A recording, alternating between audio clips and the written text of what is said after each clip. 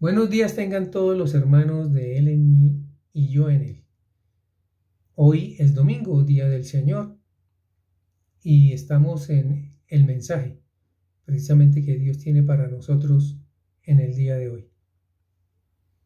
Hermanos, hay una palabra que ha causado revuelo durante muchos años, pero solo hasta ahora se ha utilizado de una manera que si no se entiende bien y no se comprende bien, puede ser nefasto para aquel que no la conoce. Hablo de la palabra sionismo. Sionismo para nosotros, los hijos de Dios, y vamos a recordar ese tema hoy bíblicamente, es una preciosa, gloriosa palabra, pero se ha tergiversado, se ha manipulado su real significado. Y es bueno que hoy entendamos, hermanos, porque debemos estar vigilantes, dice el Señor, acerca de todo lo que está ocurriendo en estos días que definitivamente nos acercan al fin de los tiempos. Bien, ¿por qué decimos que hay mala interpretación acerca de lo que es el sionismo? Porque pareciera para mucha gente que si alguien es sionista es como una mala persona o es un insulto, pero realmente, como lo vas a ver, es una tremenda bendición. Realmente es el cumplimiento del objetivo de Dios, hermano, al haber enviado a su Hijo Jesucristo al mundo. Y es que se implante el reino de los cielos, pero aquí en la tierra. Todo eso tiene que ver con el sionismo, aunque muchas personas no lo entienden así. Si alguna vez te llegaran a preguntar si eres un sionista y si eres un sionista cristiano, porque obviamente ellos evidencian que nosotros no nacimos en Israel, pero si somos cristianos saben que el buen cristiano está al lado de Dios. Y Dios tiene un pueblo escogido que es Israel, así a muchos no les guste. Entonces, cuando identifican que somos cristianos, nos dicen sionistas, pero no por bendecirnos, sino para que venga, hermano, el mundo entero y nos señale con el dedo. ¿A qué se está refiriendo usted, pastor? Muy bien. Lo mejor que puedes hacer cuando alguien te pregunte si eres un sionista cristiano es devolverle la pregunta. Yo le diría, ¿qué es para ti sionismo? Para que quedara claro de qué estamos hablando, porque mucha gente no sabe qué es sionismo y nos pueden engañar o nos pueden enredar. Muy bien. Si devolvemos la pregunta, entonces la persona está obligada a decirnos para él o para ella qué es sionismo. Porque responder bien, vas a ver, tiene implicaciones espirituales que pueden ser muy nefastas y terribles por desconocimiento. Hay tres definiciones acerca de sionismo en el mundo. La primera es una definición neutral, que es aquella persona que quiere simplemente por conocimiento saber qué es eso. La segunda es la de los enemigos de Israel, tienen su propia definición. Y la tercera es la más importante para nosotros, que es según la Biblia, según Dios. Bien, vamos a ver la primera. Según la percepción del mundo, ¿cuál es la definición neutral? Que no tiene amaño, que no le interesa tomar partido del mundo. Sionismo significa luchar por un Estado judío independiente. La palabra se deriva, dicen ellos, de Sión, y el nombre viene de una colina o de un monte que se encuentra en la ciudad de Jerusalén. Y ellos dicen, aunque no todos los judíos viven en Israel, y no todos los habitantes de Israel, pues son judíos. Eso es como para conocimiento general, como por si a alguien le dicen desprevenidamente sionismo y esa persona pues solo necesita saber eso, no necesita profundizar. Vamos a ver el segundo punto, que son las definiciones según los enemigos de Israel. Y hay un ente que hace comunicados oficiales acerca de este tipo de cosas que se llama Red Política Palestina. Entonces estamos viendo ya aquí la incursión de Hamas, grupo terrorista que ustedes ya saben quiénes son y que son palestinos. ¿Sabes? Hay un engaño grande acerca de el pueblo de Palestina y Hamas. Muchas veces nos han vendido la idea de que Hamas no es Palestina y que Palestina no es Hamas, que las personas que viven en Palestina pues realmente no están de acuerdo con ellos, y eso no es tan verdad, no es tan cierto. Muchísimos sectores de Palestina, hermanos, lo que buscan es la desaparición de Israel. Ahí está la gran diferencia cultural que la gente muchas veces no alcanza a entender. Hoy lo vamos a ver acerca de este tema tan bonito y tan interesante que es el sionismo. Bien, existe entonces la Red Política Palestina, que tiene un comunicado oficial acerca de lo que es sionismo. Esto es lo que es sionismo para los enemigos de Israel. Mira, ellos dicen que es una política definida por el Estado de Israel para conquistar con la violencia los territorios y el gobierno que son de Palestina. Bien, escucha esto: el territorio ocupado por Israel lo ocupaban hace muchos años los otomanos, o sea, el Islam. Pero ocurrió algo importante, la Primera Guerra Mundial. Y si tú miras la historia, esa es mediante una guerra que los territorios se ganan o se pierden. Eso ha sido de toda la vida, la historia del mundo. Los conquistadores pues ganaban tierras y cuando eran conquistados pues la perdían. ¿Y de quién era la tierra entonces? Del que ganaba. Eso ha sido toda la vida. El territorio actual de Israel lo poseían los otomanos. Para entenderlo mejor, podían ser como los turcos. Pero los mismos turcos conquistaron y fueron conquistados. Esta vez perdieron en la Primera Guerra Mundial y esa confederación de naciones, hermanos, le concedió al Reino Unido, a Inglaterra, pues administrar ese territorio, y lo que hizo el Reino Unido fue entregárselo a Israel.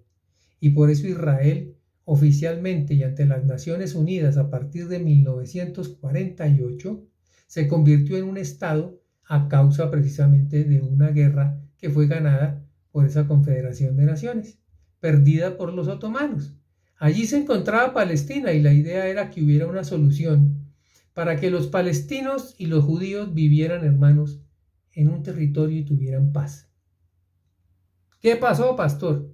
Pues todos conocemos, hermanos, los que nos interesa la historia del pueblo del Señor, que el 14 de mayo de 1948, pues se le otorgó esa posibilidad a Israel y fue Ben Gurión, el primer ministro de aquella época, el que dio la noticia: somos un estado libre. Pero en la mañana lo dijo y en la tarde le atacaron 5 naciones árabes para destruirlos. Hermanos, ustedes observen quién es el que quiere tomar con violencia el territorio que ya estaba destinado para que vivieran tanto los unos como los otros en paz. Esta es una historia muy antigua, yo solamente te estoy resumiendo para que entendamos, pero lo puedes revisar. ¿Qué pasó con esos 5, hermanos, pretendientes de la nueva tierra que se le entregó a Israel? Que perdieron la guerra. 5 contra 1. Y tú me dirás si Dios no estaba en el asunto. 5 naciones contra una en la misma tarde, sin dejarlos ni siquiera reaccionar. En la misma tarde en que les fue entregado su territorio, lo atacaron para destruirlo. Y perdieron, hermano. Eso fue llamado como el Nakba para los palestinos, que significa catástrofe. Y claro, fue la catástrofe, se la jugaron toda. Ellos dijeron: si Israel ahora es el nuevo pretendiente de estas tierras porque se las entregó el Reino Unido, pues destruyámoslo, vámonos contra ellos y acabémoslo. Y se la jugaron toda, hermano, y les fue mal. Entonces, ¿qué pasó? Un resultado catastrófico. No aprovecharon la solución donde las dos naciones podían vivir en paz y se la jugaron a su suerte tratando de tomar por la fuerza, ellos sí violentamente, aquello que ya había sido acordado desde antes.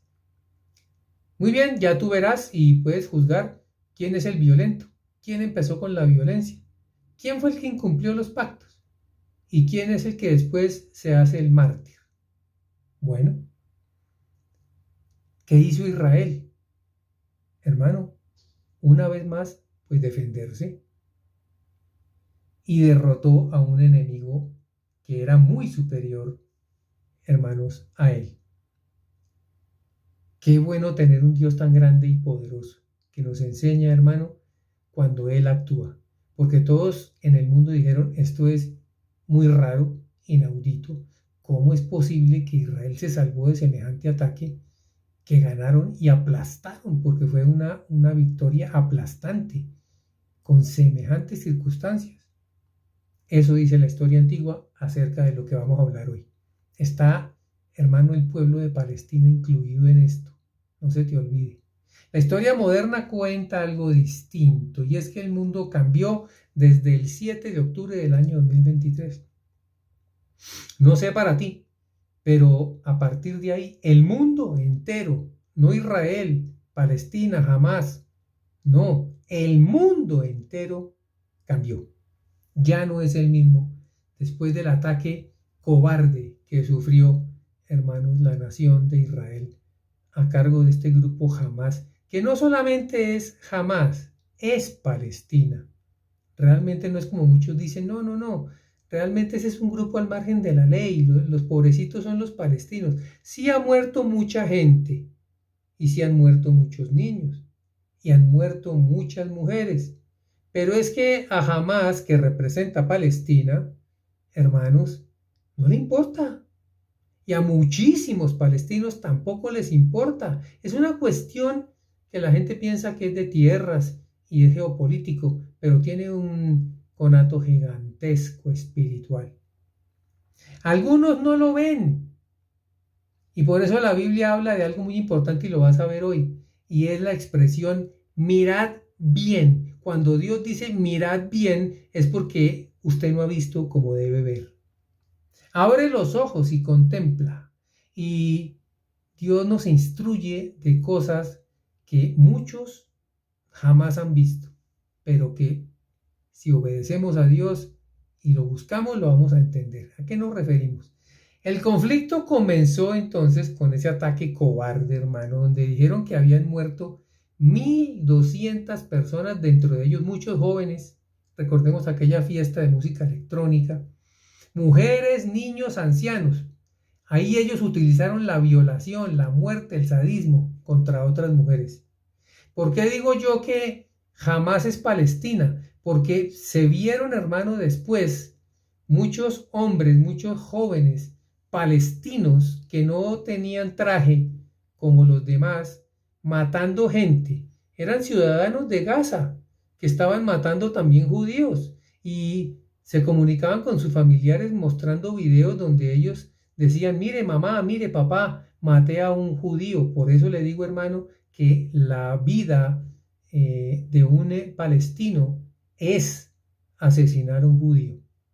A muchos esto no les gusta, pero es la absoluta realidad. Después de un tiempo, se oficializó por parte de las FDI, de las Fuerzas de Defensa de Israel, que no fueron 1.200, fueron 1.600.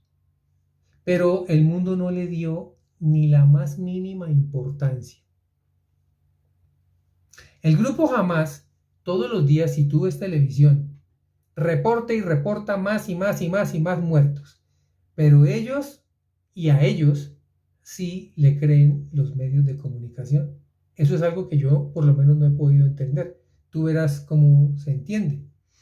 Yo sí reconozco que los palestinos manejan muy bien la propaganda.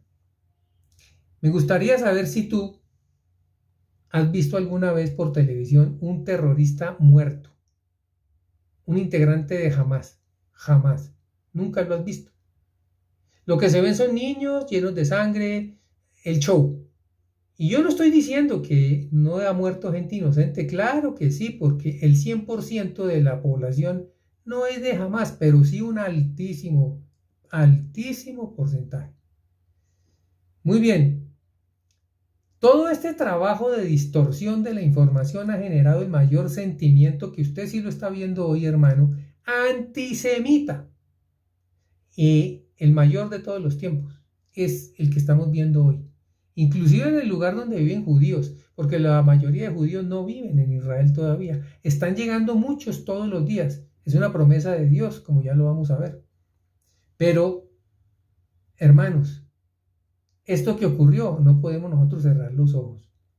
A Hamas no le importa la suerte de los pobladores, porque su meta no es luchar por ellos. Este no es un movimiento, como dice el presidente Erdogan, hermano, que lo que trata es de volver a contemplar a lo que tienen derecho los palestinos en su tierra. No, este es un movimiento que lo que quiere es destruir, así lo dice su carta política. Un judío debe ser muerto por un palestino, eso es lo que ellos predican. Ellos predican que ellos existen únicamente para haber borrado del mapa la tierra de Israel y muertos a todos sus habitantes. ¿Te parece terrible? Pero no lo recuerda nadie. Esto no lo dicen, porque siguen manipulando la información de cómo es que se muere la gente, pero no recuerdan el por qué. Eso no les interesa. Abiertamente, hermanos, entonces tenemos aceptado en la información de la mente, que los que están sufriendo mucho son los palestinos y que los judíos, como tienen más fuerza militar y más organización, hay que decirlo, la inteligencia y todo lo que tienen los israelitas, pues es tremenda, hermano. Entonces ven como a David contra Goliat, pero esta vez ellos, los palestinos, dicen que son David y el Goliat se supone entonces que es Israel. Míralo de una forma objetiva y lo vas a entender. Salió entonces, después de todo esto, el concepto de sionista cristiano, estrategia diabólica contra los cristianos, pero la desinformación sí es nefasta, pero si tú tienes información correcta, hermano y amigo que estás oyendo, vas a saber cómo responder.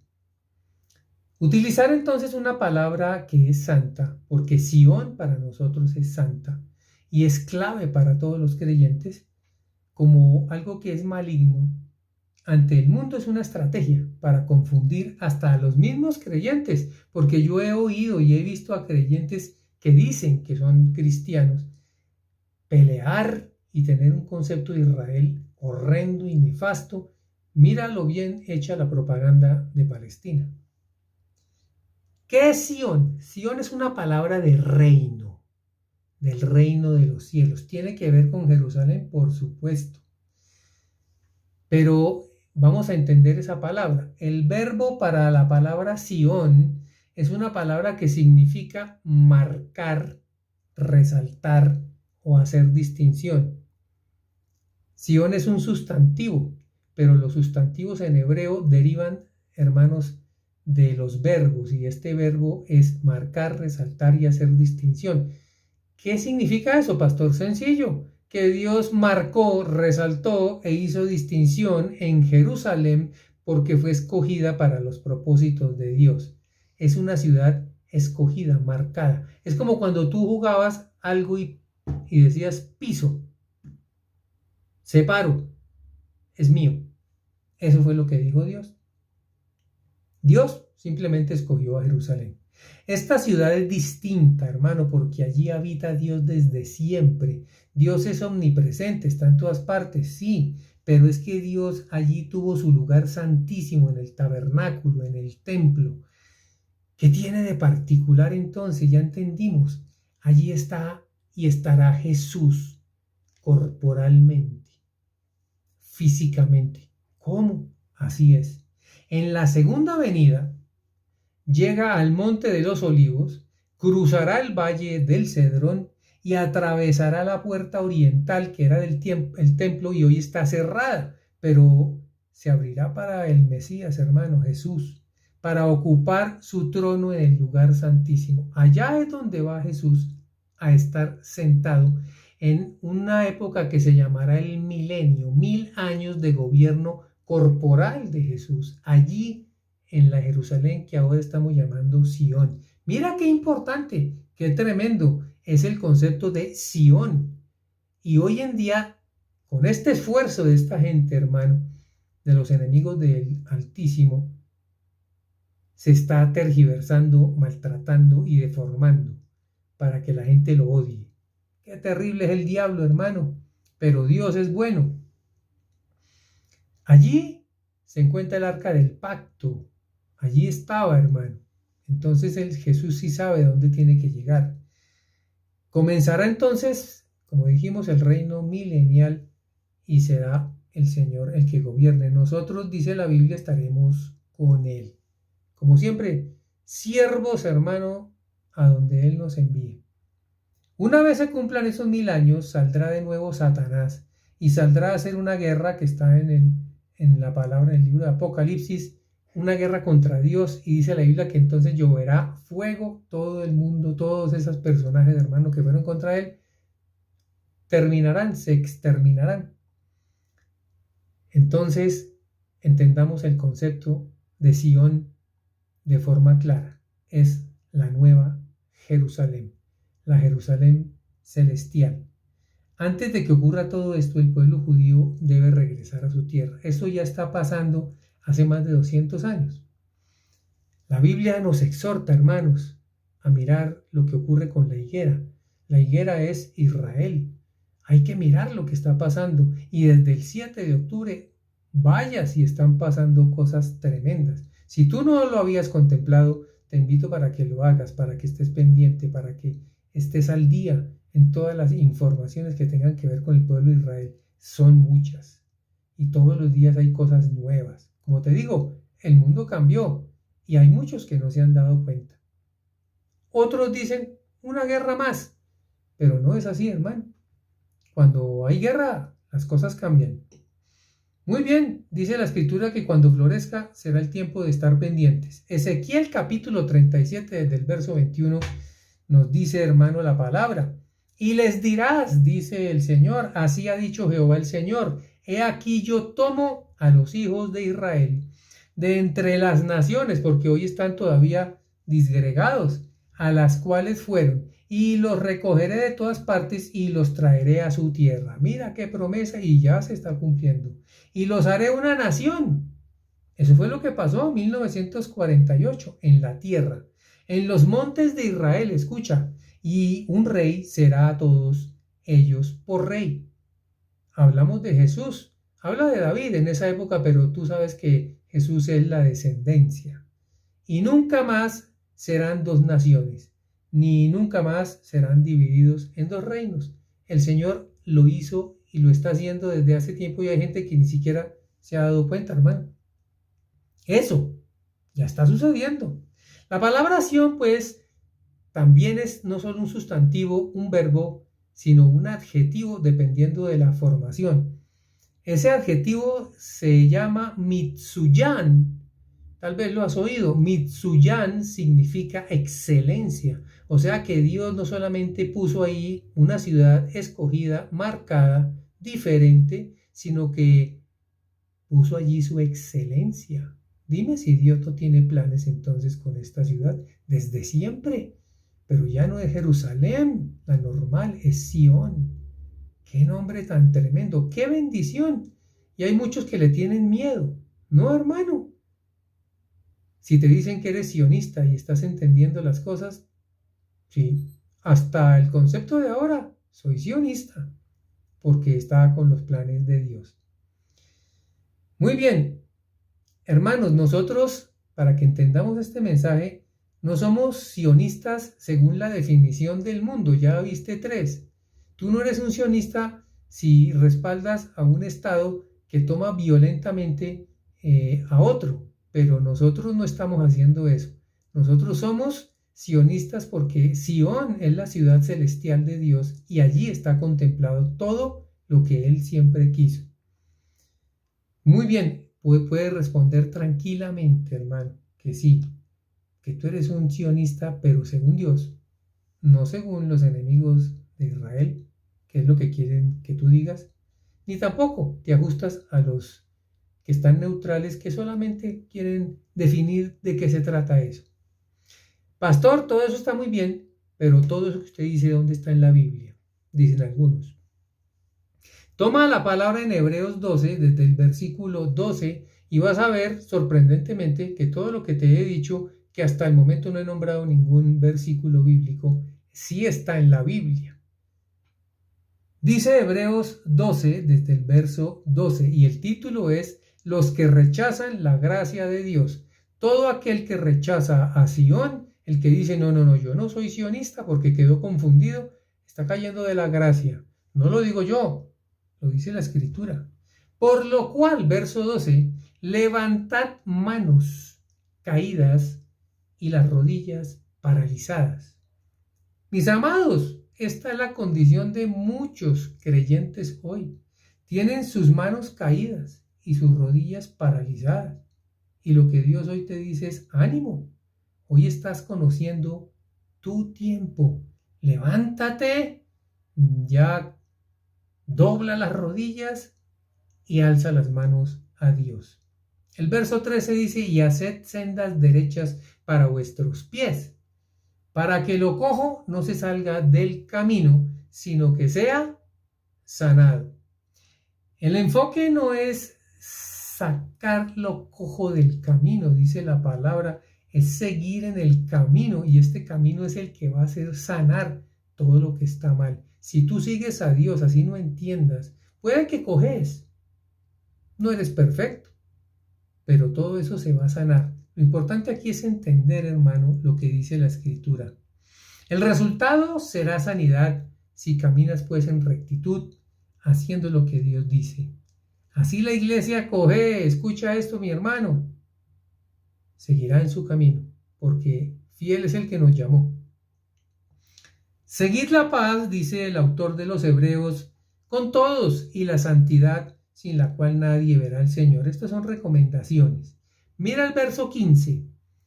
Mirad bien. Tremenda expresión. No sea que alguno deje de alcanzar la gracia de Dios, que brotando alguna raíz de amargura os estorbe, y por ella muchos sean contaminados. ¿A qué se refiere el Señor? Él dice, no mire, sino mire bien, esté atento. No desprecie lo que hoy Dios le está enseñando, hermano. Verso 16, no sea que haya algún fornicario, que es un idólatra o un profano, ¿y a quién se estará refiriendo Dios? Como Esaú. ¿Por qué está Esaú ahí? Que por una sola comida vendió su primogenitura. ¿Por qué habla entonces Dios de Esaú? Recordemos quién es Esaú, hijo de Isaac y Rebeca, hermano de Jacob, llamado Edom, que significa color rojo, que tenía la salsa del plato que cocinó Jacob y que recibió como paga por su primogenitura. Luego, la Biblia le llama, Dios le dice a Esaú que es un profano, hermano, que es alguien que despreció a Dios y será enemigo para siempre de Dios.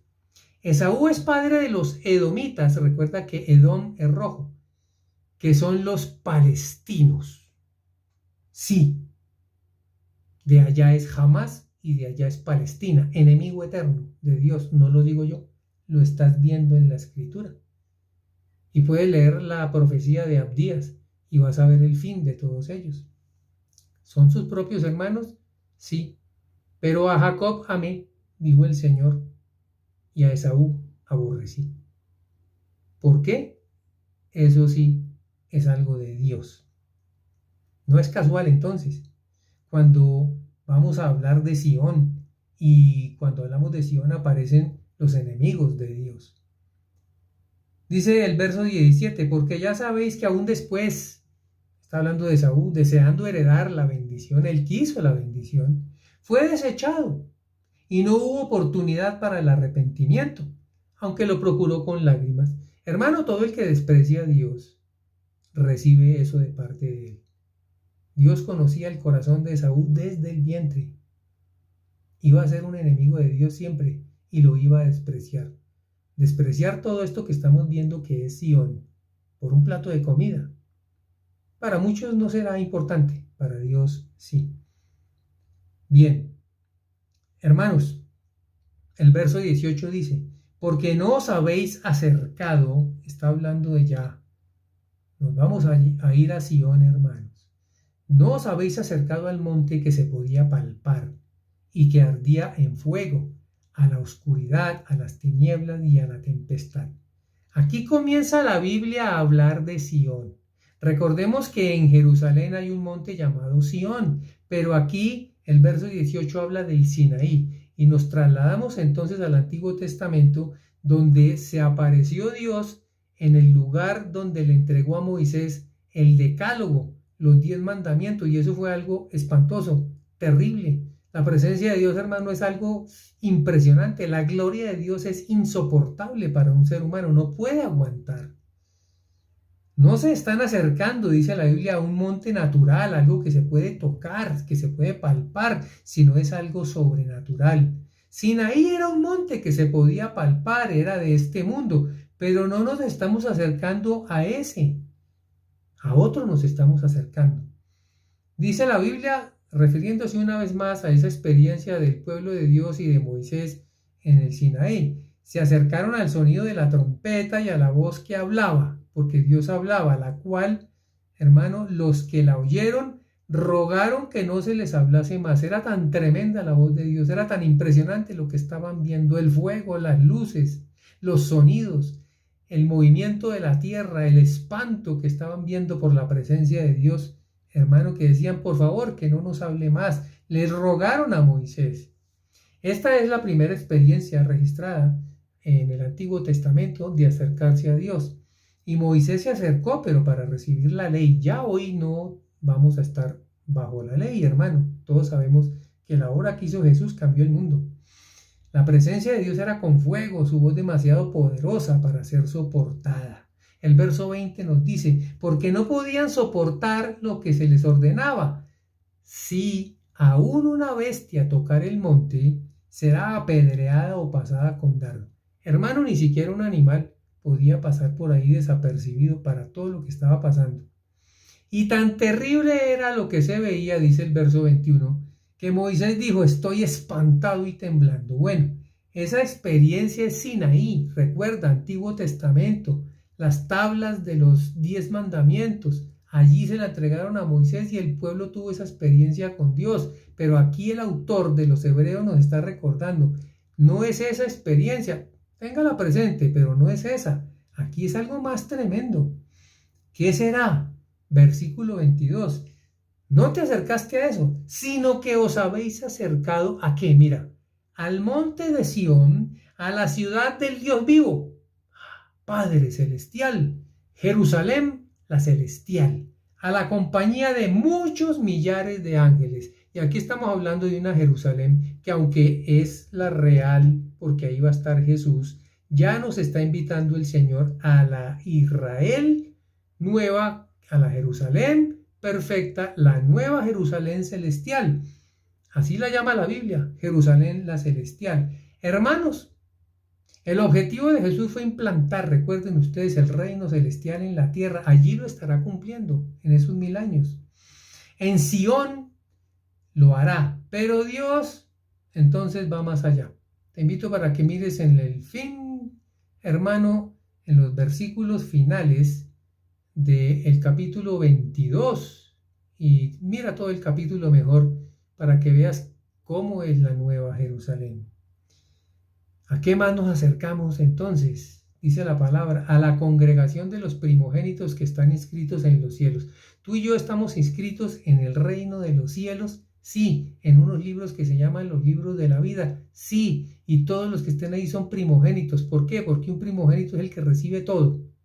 El que era primogénito, hermano, recibía todo, y por eso Dios castigó a Esaú, porque él no quiso la primogenitura. Es alguien que desechó a Dios y se convirtió en enemigo, y por eso Palestina.